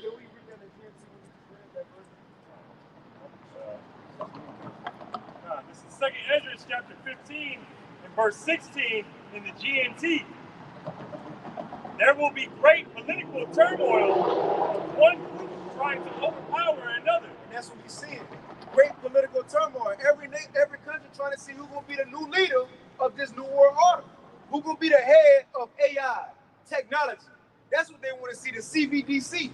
Everybody going at it, right? That's why you got BRICS. They stepping away from the dollar because they said the American rule is over with going into the new world. Even Joe Biden said it. He said it on the Thursday Live before we played the video. He said it himself. He said, seeing that a new world is coming, America, we got to be the leader of it. That was months ago we played that. I don't know, but that was months ago, man. So, like it says, great political turmoil. You got it, bro. America allies want to cut ties with them, want to join the enemy, Russia, BRICS, China, Iran. Yeah, we in them times. You got it, bro. This is 2 Ezra chapter 15 and verse 16 in the GNT. There will be great political turmoil with one group trying to overpower another and gain control while ignoring the legitimate government. While ignoring the legitimate government, what's already been set in place, what's already been working, right? The deals that we had, the organizations, and you see, the ceasefire. People gonna say, nah, fuck that old way. Nah, we ain't worried about the treaties we had. Well, Putin said, we don't care about no sanctions, America. We're gonna do what we do. Right. We don't care about that no more. Iran, Elder Tazapah said before we started the live, you know how they killed an Iranian top general a couple years ago? And Iran said, oh, it's war now. I just, well, you know, it's been in the news, brothers probably know, but Elder Tazapah, he said this, America just killed another one of Iran top generals. Come on, man. You know? But these things happen. People tired of that old way. They don't care about what's been established. People trying to look for, well, that's why it says, why do the heathens rage? And they imagine a vain thing. They really think they're going to be the next rulers of the world, but that's something else what's going to be going on in the last days, and we seeing it. You gotta know. Oh, no, you can finish it. Verse 17, there will no longer be free access to the city. And there will no longer be free access to the city. Why? We spoke about it earlier. It's going to be heads to boat. Military going to be there, right? You're going to have mercenaries. Really, you don't even want to go to the city. It's going to be 15-minute cities, and everybody who able to use the resources and the so-called convenience that they're going to have, you're going to have that MOTB in you, man. No more free access. You ain't gonna better just get around. You gonna have to have a pedestal. You gonna have to bow down. All these things about to take place. It ain't gonna be no more free roaming like people walking up and down the street. No more of that, man. It's look, these women with their ass out, which ain't got nobody with their ass out. I'm just saying, these women, they ain't gonna be walking around so freely and proudly, man. You know? You got it, right? Verse 18, because the struggle for power will bring destruction. Right. The struggle for power will bring destruction. These nations gonna be beefing so hard. America gonna be doing fucked up shit to try to get a leg up. That's why they gonna go to war. That's why they gonna go to war. You got something? Matthew 24:7. For nation shall rise against nation, and kingdom against kingdom. And there shall be famine and pestilences and earthquakes in diverse places. All these are the beginning of sorrows. So like going into what the brother was saying, there's going to be like America. They all going to be fighting. Hey, who's going to be the leader of this? You know. So hey, it just proves that the scriptures, it's one whole thing, man. It's not. What he's saying is it's all interconnected, man. It's like a big giant puzzle, you know. He's saying in the second Ezra, the Apocrypha, this is being said in Matthew, right? You know? I may add, consider the border. How easy these different troops, these immigrants, whatever, how easy it looks for them to come over right now. There's going to be coming a time where we're not looking at them coming in. We're going to be trying to get, or y'all going to be trying to get across the border the other way. And y'all, it ain't going to be the same thing where y'all can just cross over easy. There's a hole in the fence and stuff like that. If y'all been paying attention, they got them buoys in the water with the razors. They got the, I don't know what those things are. They look like they put a table saw, the saw from a table saw on there, and threw that in the water with some buoys. They got the fences. All that stuff going to be sealed up. It's going to be harder for you to get across the border the other way than it is for them to get over here. Even when you get over there, you got to worry about the cartel. Right. And look, in Central and South America, remember the times of power was just saying a lot of criminals coming. But in prisons in Central and South America, Jake think they hard because they go to jail in Harris County, shit like that. Man, go to one of them prisons. If you're on Netflix, Central and South America, please, man. Them niggas coming over here. And when you try to leave and go over there, them niggas gonna be there. Come on, man. And if you go over there, who you know? Right. Ain't nobody talk. Better people speaking English. Come on, man. You got it, man. This is Second Ezra, chapter 15, and verse 18 in the GNT. Because the struggle for power will bring destruction, terror, and total confusion wherever people live. Wherever people live. These so-called white people try to move away from niggas, but now how the Lord had it, as you was moving out the city, the best spots niggas moved in, now you saying that these the best spots that Jake in location-wise, now you trying to gentrify it. It ain't that you getting your spot back and putting townhouses in the best location so you can see the sky rise right in all of the convenient areas.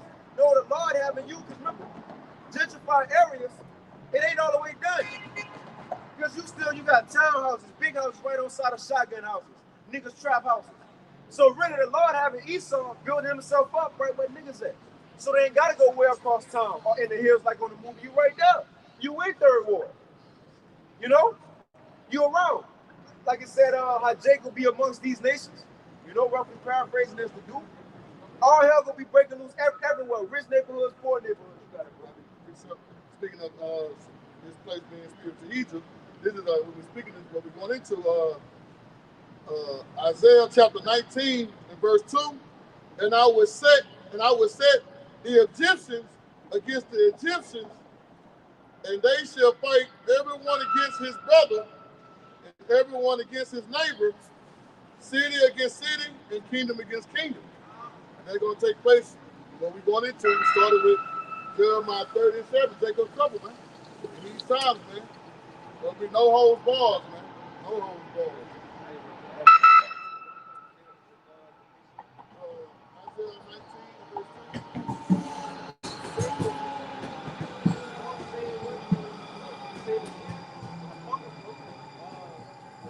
The Old Testament and the New Testament. The scriptures don't change, man.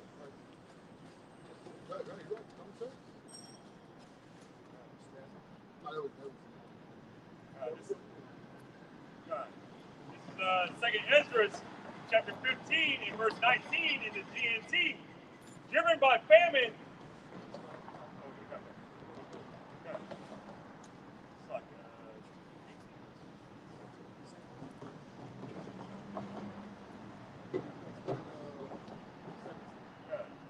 This is Second Ezra, chapter 15 and 17 in the GNT. There will no longer be free access to the cities because the struggle for power will bring destruction, terror, and total confusion wherever people live. Driven by famine. Driven by. The key words, man. Total, it says total confusion wherever people live, struggle for power, destruction, and all that. And it's going to be driven by what? Driven by, because these things going to be happening because of what? Total confusion everywhere. People losing their mind because of what? Driven by what, bro? Driven by famine and terrible suffering. And terrible suffering. People suffering right now. As we started off with, it's clear time that the same. Why? Because it's the end of America, man. It's it. This is it. It's time for a new system to be set up. And not just in America, the world needs to be restarted. And that's why the Lord got to come back. In Acts the 3rd chapter, it says that Yahweh Shai coming back to bring a refreshing and restitution back to the earth. That's the only solution to world problems, is Yahweh Shai coming back to his creation, man. The only solution. How you gonna get the mindset out of all these people in the world that they've been filled with? Come on, man. So Yahweh Shai need to put an end to it. But all these things gonna happen because it's gonna be driven by famine. Driven by famine and terrible suffering, people will assault their neighbors and mercilessly plunder their possessions. So these things, and it says driven by famine and terrible suffering. It says mercilessly plunder people's possessions. They just gonna take shit. You're going in there, kicking down the door. You're going to get that. Yeah, that's what it's talking about, man. These are times we coming in. It's about to be like man, live movie. We gonna be in it. Well, that's Psalms 91. We gonna be in it, but the Lord gonna keep us from it. Yahweh Shai said that. Lord, don't take them out the world because we still gotta play out our lots. But He said, but keep them from the evil. Much evil coming. Let's end it off on this. 2 Ezra 13 and 21. 13 and 21 GNT. 13 and 21 GNT. Going out on a good note. These things coming, but why we want to do what we do, what the Lord allowed us to do. Because a promise of escape is going to come, man. Lord willing, we do it. That's our hope. But yeah, 2 Ezra 13, 21, and I think 22 and 23 in the GNT. It's the mindset. Because it would seem as like, when people hear the saying, they would say, well, you stay in America too. You here too. You in the place you talking about missions gonna come, famine gonna come. So it's gonna happen to everybody, but us. What the scripture gonna say? Because the one who bringing these terrible times is the one we serving. We telling you His message. That's because even when Israelites hear this truth, their mindset could be, well, what's the point of me knowing all this knowledge? What's the benefit of it? Because you're gonna get saved from everything that's coming, man. That's the benefit of knowing this, doing this work. Whoever got it, we'll hit it off on that. 2 Ezra. Before this, if somebody else got something, you got one, you can bring it out. That's what we kick over. No. Isaiah chapter 65, verse 13. This is what we look forward to. Therefore, thus saith the Lord Yahweh Bashim Yahweh Shai power, behold, my servant shall eat, but ye shall be hungry. Behold, my servant shall drink, but ye shall be thirsty. Behold, my servant shall rejoice, but ye shall be ashamed. Hey, so we looking to be fed as we continue to feed the flock. We looking to be, our thirst quenched, ultimately through the scriptures. But in that day, at the end, hey, the Lord is going to provide for us, and we're going to rejoice in that day by calling upon the name, like Yahweh Shai, ultimately, so we can hopefully be saved. 2 Ezra 13. This is 21. This is 2 Ezra 13 and verse 21 in the GNT. It says, I will explain to you the meaning of the vision and answer the questions you have asked. Now this is Ezra and an angel having a conversation. Now this is an angel talking to Ezra. Because I mind you, at this point in time, Ezra seen what was going to happen, what we've been explaining. He seen it. And it's specifically this right after the vision of he seen Yahweh Shai coming in 2 Ezra 13. So he asked the angel, he said, because his thing, what the angel gonna say? The angel gonna say, because it would seem like if all these things come in, how we gonna be saved? That's the same question Ezra's had. You got it, bro. This verse 22. It says, you have raised questions about those who will survive until the end. Until the end, you've been asking me about those who go and do until the end. Those who go escape all this shit you just see in these dreams and visions. The angel about to give him his answer. It says the answer is that the one who brings the dangers on those days will also protect from danger the people. You start over and read it real slow. It says, this is verse 22.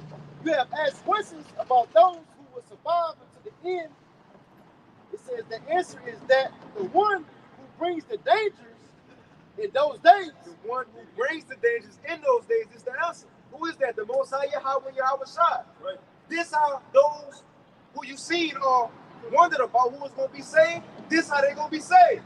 The Most High Yahweh Shai, the ones who bring the destruction in those days. It says, will also protect from danger the people who have stored up good works in faithfulness with the Most High, the Almighty. That's how they go. That's when people, if they got the question, well, you in America, ain't you going to be when the famine come? Right. But the Lord said, I'm going to save those from the dangers I'm bringing. I'm going to save those who stored up good works and who have faith in me, man. I'm going to spare y'all through all that. That's our hope. When everything we talking about happening, although we gonna be here, this is one precept. The Lord said, I got y'all through all that I'm about to do. Come on, man. That ain't nothing to doubt. He can do whatever he wants. Just like Yahweh Shai went tripping when Pilate said, don't you know I got the power to crucify you or let you go? Ultimately, Yahweh Shai was confident and stable. He said, you ain't had no power at all, except it was given from above. Except my Father allowed. The same thing, we gonna understand. Whatever gonna happen this time, the Most High is allowing, man. What you about to say, bro? I'm asking this. Ezekiel 9 and 4. That goes along with that right there also. Boom. Right. That's it. That's perfect, really. Right. That's perfect, really. Ezekiel 9 and 4. It says that. Let's just get it because the brother bring it out. That's exactly what that is, bro. Right. This is Ezekiel 9 and verse 4. And the Lord Yahweh Bashem Yahweh Shai said unto me, go through the midst of the city, through the midst of Jerusalem, and set a mark upon the foreheads of the men that sigh and that cry for all the abominations that be done in the midst thereof. The one who was doing the works and who had faith. Right. The one who was complaining about the society, exposing the wickedness that's going on here. Those men, because it was given to the angel to go out and slaughter anything you see moving. Right. When you read it in the NLT, the Lord said, he said, look, start at the temple, go to defile the temple with dead bodies, kill all of them. So a hit was sent out by the Lord. But he said, but the ones I put this mark on, which it ain't the physical mark, is spiritual, which is Tawah in the Hebrew, which is exemption from judgment. Right. When judgment comes, you good. You good. That's why it's important what we do, because when that judgment comes, we want to be good. 1 Corinthians 11:31 says that when the Lord, if we judge ourselves, we should not be judged, so we don't have to be condemned with the world. We do, Lord willing, we do what we got to do now, so we don't have to be condemned with the world. You got to do it. Oh, you want to go back to Boy, that's cool. We did it right there. Because after he said set a mark on them, everybody else could. Good? You kind of shit, brother. I'm just saying that we're trying to get wrong back to Jeremiah 37. Jacob trouble. We went into the destruction. We're going to take place in Jacob in trouble. And then the same shall be saved. And then I'll be able to go to save under. Hey, and at the end of that, it said, when Jacob shall be saved. That's talking about that elect. Yep. Hey, because in that Ezekiel 9 and 4, it says, set a mark in Jerusalem. That also cuts that, hey, can no other nation be saved? Right. The Tawah, that exemption, is only for Israel, man. Hey, only for Israel. But yeah, hey, it all goes back to the same thing. Hey, it all goes back to the same thing. Only the elect. Only the elect is going to get it. Only the elect is going to be exempt. And that's only for Israel, man. Right. You gotta get a national order. That's right. Hey, but with that, Lord willing, this street teaching was edifying and also comforting. Because we definitely in those times that the Bible spoke about that at the end of the war, what was going to be taking place.